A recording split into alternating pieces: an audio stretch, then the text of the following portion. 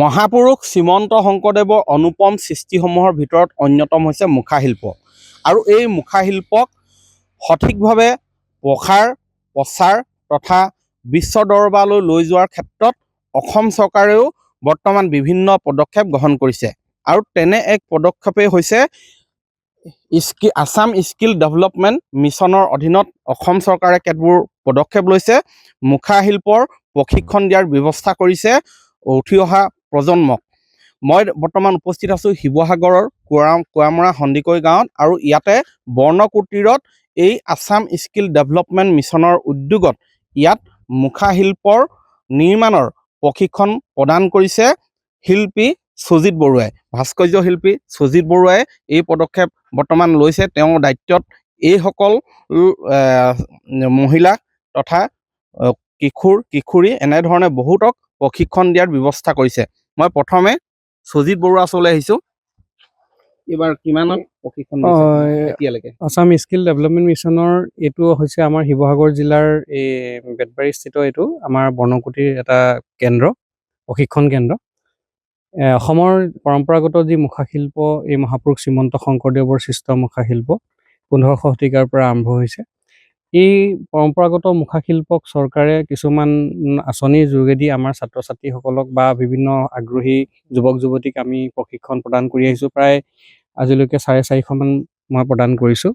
আৰু এই বৰ্ণকুটিৰ এটা স্থলী অসমৰ, যিহেতু ইয়াত এটা প্ৰশিক্ষণ কেন্দ্ৰ, ইয়াত বিভিন্ন সময়ত চৰকাৰী বিভিন্ন আঁচনিৰ প্ৰশিক্ষণ হৈ থাকে। ইয়াতো 30 দিনীয়া এই কৰ্মশালা হৈছে, প্ৰায় শেষলৈ আমি গৈছোঁ, ৰং কৰি আছে ছাত্ৰ ছাত্ৰীসকলে। আমি এনেধৰণে মুখাশিল্পৰ যোগেদি বিশ্ব দৰবাৰক প্ৰতিষ্ঠা কৰিবৰ কাৰণে, মুখাক জীয়াই ৰাখিবৰ কাৰণে যত্ন কৰি আছোঁ। যিহেতু আমাৰ মুখাক এটা পৰম্পৰা, এটা নান্দনিক দিশ আছে, যি দিশক আমি জীয়াই ৰাখিবৰ কাৰণে যত্ন কৰি আছোঁ। স্বাৱলম্বিতাৰ পথ হিচাপে ল'ব পাৰি? নিশ্চয়। এতিয়া আমাৰ ইয়াতে প্ৰশিক্ষণপ্ৰাপ্ত বহুতে এইটো এটা জীৱিকা হিচাপে গ্ৰহণ কৰিছে।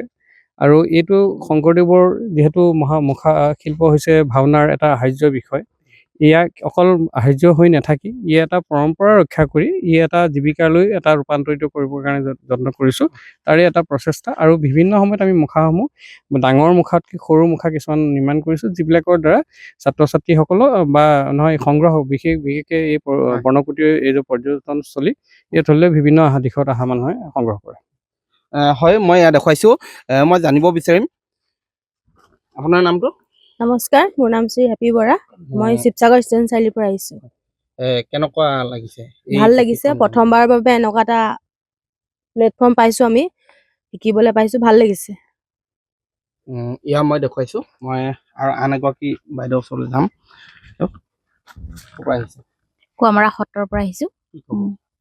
কি ক'ম মানে, এই যি কুটিৰ শিল্প নহয়, এই শিল্পভাগৰ লগত জড়িত হ'বলৈ পাই অত্যন্ত সুখী হৈছোঁ। আজি যি প্ৰমোশ্যন অৱ লোকেল আৰ্টিচিয়ান স্কিমৰ আণ্ডাৰত আমি যি কৰ্মশালা কৰিবলৈ আগবাঢ়ি আহিছোঁ, সেই কৰ্মশালাৰ পৰা ভৱিষ্যতে আমি হয়তো উপকৃত হ'ব পাৰিম। লগতে আমি কাৰোবাক হয়তো পথ প্ৰদৰ্শক হিচাপে সকলোখিনি সময়ত থিয় হ'ব পাৰিম। হয়, এই যিবিলাক মুখা দেখিছে, ইয়াত এই মুখাসমূহৰ আচলতে তেওঁলোকে নিৰ্মাণ কৰি বিক্ৰীৰো ব্যৱস্থা কৰে।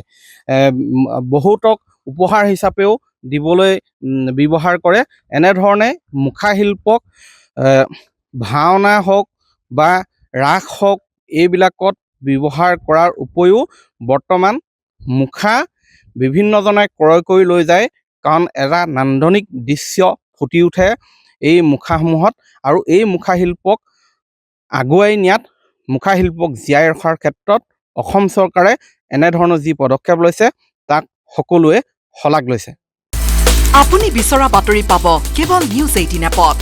নিউজ 18 এপ ডাউনলোড কৰিবলৈ স্কেন কৰক এই QR কোড। গুগল প্লে ষ্টৰতো পাব এই নিউজ 18 এপ।